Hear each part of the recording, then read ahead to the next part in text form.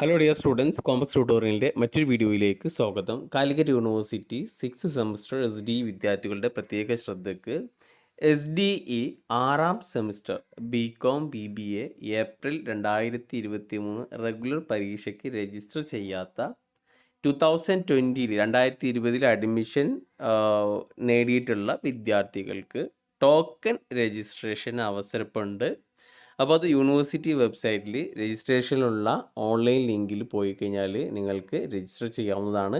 BComന് 2590 BBAക്ക് 3080 രൂപയുമാണ്. അതുപോലെ തന്നെ BCom അഡീഷണൽ സ്പെഷ്യലൈസേഷന് 2320 രൂപയാണ് രജിസ്ട്രേഷൻ ഫീസ്.